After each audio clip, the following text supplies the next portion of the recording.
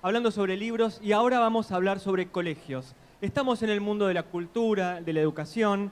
Durante la tarde de hoy vamos a hablar sobre todo de la educación básica y secundaria, la educación básica y media, con los distintos modelos, con los distintos enfoques actuales que la educación propone.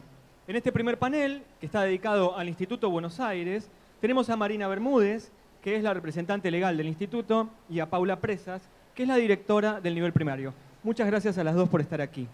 El encuentro del primer encuentro se llama Educar con una mirada contemporánea, pero estamos hablando sobre todo con una idea de repensar los espacios curriculares.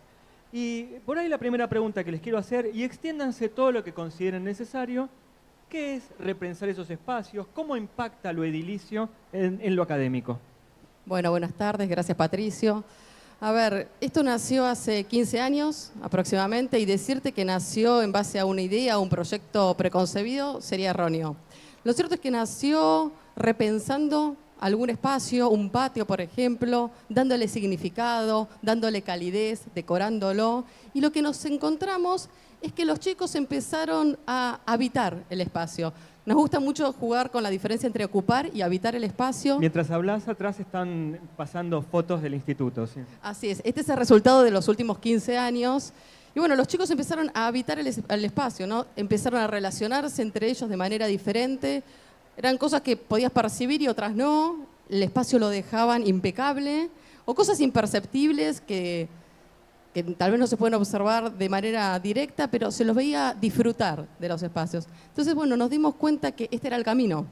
Y así lo que en un primer momento, hace 15 años, fue un patio, hoy están los diferentes patios, galerías, pasillos, paredes, rincones. Está todo pensado con un sentido de aprendizaje. Nos gusta mucho decir que la escuela, pensarla la escuela, no solamente como un hogar educativo o una casa educativa, sino como un palacio educativo. Y quizás, pero no palacio por lo ostentoso, lo majestuoso, que quizás implica esta palabra, sino palacio educativo y pensar a la escuela como tal, como ese lugar superior y más elevado en la sociedad, ese lugar que le da esperanza a la sociedad, donde se enriquece las almas humanas, ¿no? Entonces, pensándolo desde este lugar, el espacio físico es primordial. No solamente porque es la primera impresión, pero sino porque pensar al espacio físico como ese lugar donde los chicos pueden inspirarse educativa y culturalmente, bueno, hace que toda la experiencia sea enriquecedora.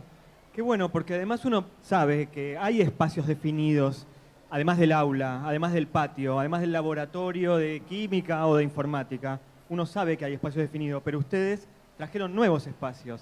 ¿Cómo se trabaja desde la parte académica? ¿Cómo hacen los chicos en el aula habitual o cuando salen del aula con sus maestras a habitar estos espacios?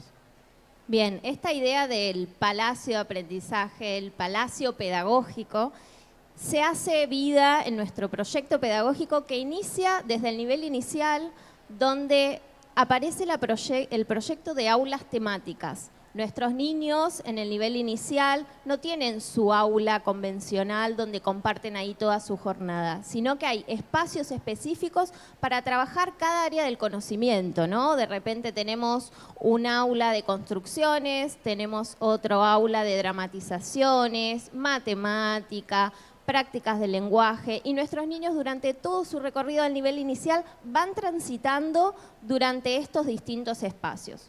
Y eso en el nivel primario y en el nivel secundario se traduce en las aulas expandidas. En nuestro nivel inicial, como les decía, tenemos las aulas temáticas, donde toda la jornada los chicos la transitan recorriendo estos espacios. En el nivel primario y en el nivel secundario, si bien nuestros chicos tienen su salón, tienen su aula, trabajamos con esta idea de aula expandida, que el aula no es solamente ese lugar donde ellos llegan, dejan sus mochilas, sino que puedan compartir, por ejemplo, su clase de prácticas del lenguaje en la biblioteca, que puedan hacer su clase de matemática en un patio, su clase de ciencias en el laboratorio, música en la sala de música. Y esto es un trabajo constante y con el gran esfuerzo de los docentes que trabajan con nuestros alumnos, motivándolos y también enseñándoles a habitar estos espacios, que si bien son muy naturales en nuestros alumnos porque ellos disfrutan estos espacios, piden salir de las aulas, nuestros docentes le dan vida a estos espacios, ¿no? Y le dan ese significado pedagógico que es lo que nosotros estamos buscando. ¿Cómo impacta el espacio, cómo impacta todos estos movimientos que estamos viendo que no son de un aula típica en el aprendizaje socioemocional? Esto lo podemos ver, bueno, nuestros alumnos son niños que buscan movimiento constante, pero a la vez son muy respetuosos de esos espacios. Ellos saben transitar la escuela respetando que todos están también trabajando y haciendo sus actividades. Esto, por supuesto, que promueve el trabajo en equipo. Y también esto que decía Marina, el cuidado del espacio. Uno ingresa a nuestra escuela y es una escuela donde está ordenada, está limpia, y esto es un trabajo de los estudiantes porque quieren ese espacio, tienen un sentido de pertenencia, ¿no? Siempre digo que es una escuela que dialoga con los alumnos. Uno puede ver en las paredes de la escuela trabajos de los chicos, de repente tenemos un concurso de arte donde los ganadores de esos concursos después tienen su espacio dentro de la escuela donde están sus propias obras de arte, ¿no? Y esta decoración, que tal vez puede parecer simple decoración, realmente tiene todo un sentido pedagógico y los chicos lo hacen propio, ¿no? Ese es su lugar. Quiero preguntarte, Marina, por el movimiento habitual. ¿Cómo hicieron ustedes para que los estudiantes comprendan que salir del aula no es perder el tiempo y para que las familias entiendan que esa educación, que no es la tradicional, es una forma de educación también? Hoy por hoy los chicos piden salir de la aula. Eso es lo lindo y lo novedoso. Sí costó, incluso nosotros tenemos aulas en el secundario donde no están todos los pupitres mirando al frente, sino que son mesas comunitarias. Entonces, sí nos pasó en los primeros años que a los chicos incluso les costaba. Entonces querían ir a las aulas tradicionales. Si bien tenemos aulas tradicionales, bueno, fue todo un camino tanto con los estudiantes como con los docentes, pero ellos empezaron a ver con el tiempo cómo se relacionaban entre ellos, que es un poco lo que te decía al principio, y cuán enriquecedor era salir del aula, que no era perder el tiempo. Pero tanto es así que quizás en las horas libres que tienen, entre una materia y la otra, nosotros compramos muchos rompecabezas y piden que compremos más rompecabezas, entonces van a la biblioteca, arman los rompecabezas. Entonces creo que se genera una sinergia, ¿no?, entre la escuela que dialoga con los estudiantes. Chicas, es muy interesante, les hago la última pregunta. Me gustaría que nos contaran cómo es el estudiante que sale del cole. El chico que va al instituto, ¿cómo lo reciben? ¿Cómo lo acompañan? ¿Y cuál es esa identidad que desarrolla junto a ustedes? Bueno, siempre decimos que es muy lindo ver los egresados cuando terminan la escuela, empiezan carreras universitarias de diferentes materias y piden volver a la escuela o a saludar a docentes o a hacer uso de la biblioteca o porque están estudiando determinada carrera que quieren filmar o hacer una entrevista, pero utilizar los espacios de la escuela. Entonces, bueno, eso es sumamente enriquecedor porque, bueno, es como ellos durante toda su cursada sintieron el espacio como propio. Y desde tu lugar, ¿cómo es el acompañarlos en la primaria? La verdad que es muy interesante ver cómo ellos crecen y cómo van haciendo parte de ellos cada uno de estos espacios, ¿no?